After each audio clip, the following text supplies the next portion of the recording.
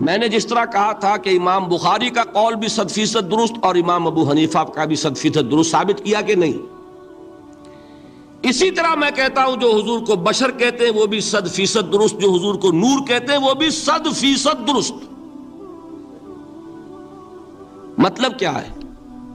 دیکھیے، ہر انسان کے وجود کے دو حصے میں نے پہلے دن شاید کچھ بیان کیا تھا۔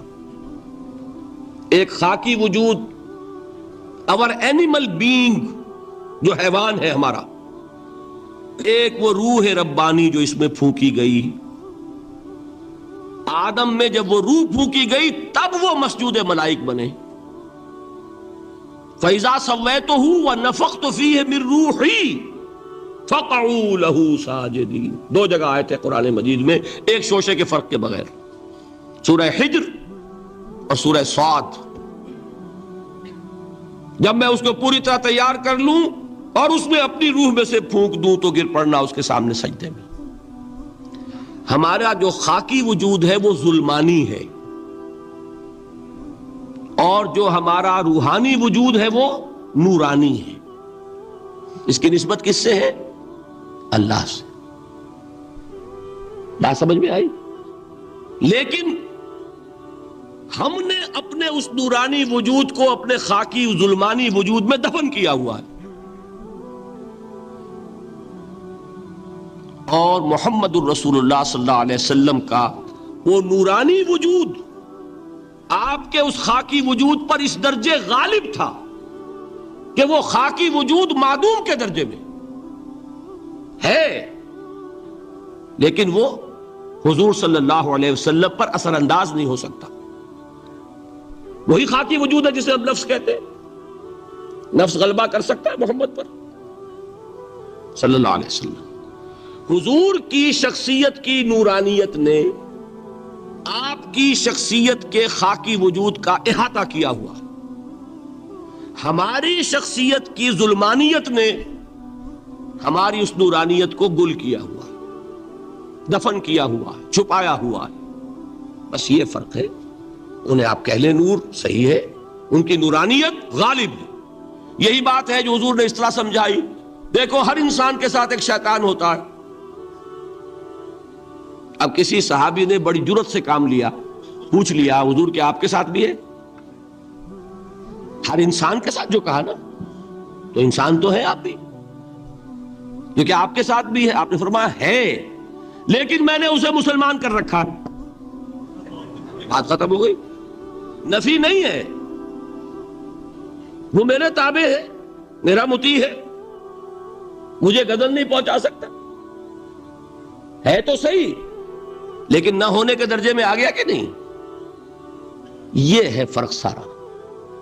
اور میں یہاں پہ کوٹ کرنا چاہتا ہوں ایک بہت بڑے بریلوی مکتب فکر کے عالم دین، صاحبزادہ، نام میرے ذہن سے ایک دم اتر گیا، فیض الحسن، اللہ تعالیٰ ان کی خطاؤں سے درگزر فرمائے، ان کی مغفرت فرمائے۔ آپ نے سنا ہوگا نا نام۔ انہوں نے ایک روز تقریر کی جو میں نے سنی، اور تقریر کہاں کی؟ ساہیوال میں۔ وہاں کا ایک بہت مشہور چوک ہے، مہاجرین، مسجد مہاجرین کہلاتی ہے، وہاں تقریر تھی ان کی، میں نے سنی۔ ان کے الفاظ یہ تھے کہ کیا آپ لوگ ہمیں جاہل سمجھتے ہیں؟ کیا ہمیں عربی نہیں آتی؟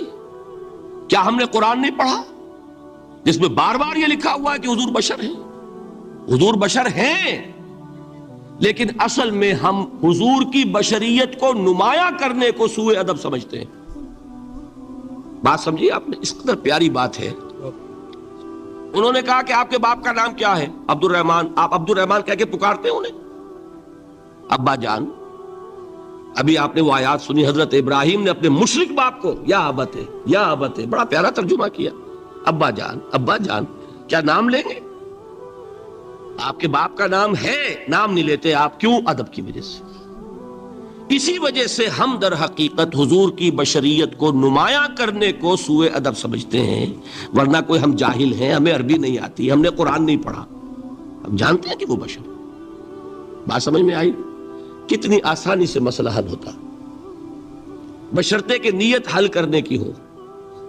آخر آمنہ کے بیٹے ہیں، عبداللہ کے بیٹے ہیں، عبد المطلب کے پوتے ہیں، بچپن آپ پر گزرا ہے، لڑکپن آپ پر گزرا ہے، نوجوانی آپ پر آئی ہے، جوانی آپ پر آئی ہے، شادی آپ نے کی ہے، اولاد آپ کی ہے، کون بے وقوف احمق ہوگا کہ جو آپ کی بشریت کا انکار کرے گا؟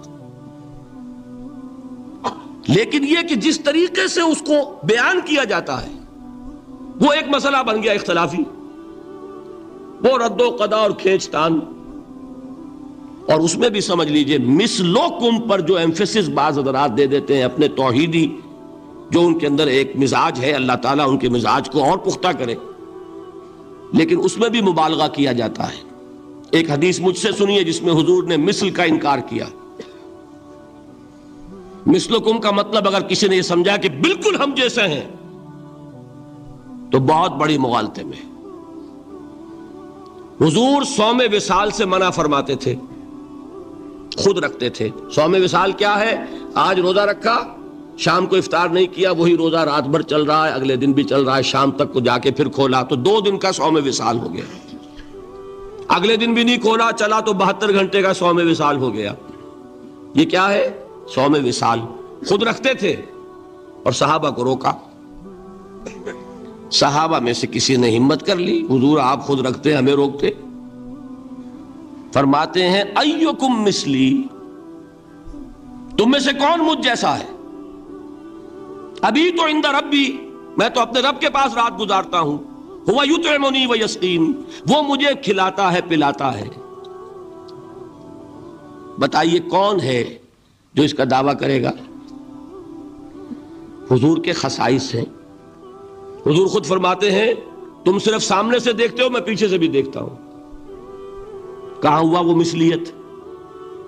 اگر آپ نے بالکل اپنے جیسا سمجھ لیا تو بڑے مغالطے میں ہیں۔ نبی کا مقام ہے، نبی کا رتبہ ہے، نبی کے خصائص ہیں۔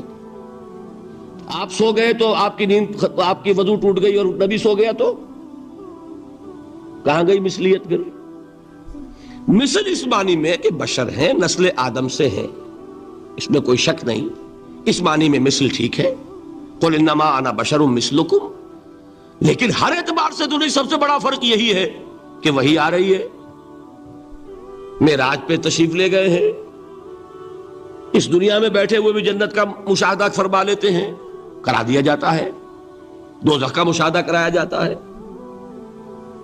فرشتے کو دیکھ رہے ہیں۔ یہ چیزیں ہیں، اور پھر خصائص جیسا کہ میں نے عرض کیا کہ آپ پیچھے سے بھی دیکھتے ہیں۔ آپ کا معاملہ یہ ہے کہ آپ اگر سو جائیں تو آپ کا وضو نہیں ختم ہوگا۔ یہ ساری چیزیں جو ہے ان سب کو بیلنس کیجئے تو معلوم ہوگا کہ آپ بشر بھی ہیں 100% درست، لیکن آپ کی وہ نورانیت، آپ سراج منیر، ہدایت کا روشن چراغ، آپ کی جو روح انور ہے، وہ آپ کے اس جسدی وجود پر اس طریقے سے حاوی ہے کہ گویا کہ اس نے اس کی ظلمانیت کو ختم کر کے رکھ دیا۔ اس معنی میں کوئی کہے نور مجسم تو مجھے کوئی اعتراض نہیں۔ یہ ہے ان چیزوں کو جمع کرنے کی شکل، خواہ مخواہ کی کھینچ تان کے سوا کچھ نہیں۔ بہرحال یہ پہلا حصہ ختم ہوا، شرک فی الذات۔ اب آئیے شرک فی الصفات۔ میں نے عرض کیا تھا کہ یہ ایک بڑا علمی مسئلہ ہے اور اس میں ٹھوکر لگ جاتی ہے۔ وجہ کیا ہے اس کو سمجھ لیں۔ بنیادی بات، ہماری زبان جو ہے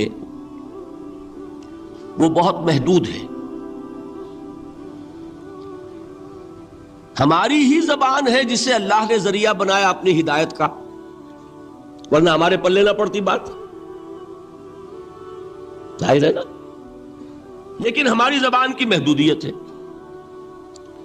اس محدودیت کا ایک مظہر یہ ہے کہ ہم جو الفاظ اللہ کے لیے بطور صفت استعمال کرتے ہیں وہی الفاظ مخلوقات کے لیے بھی کر لیتے ہیں۔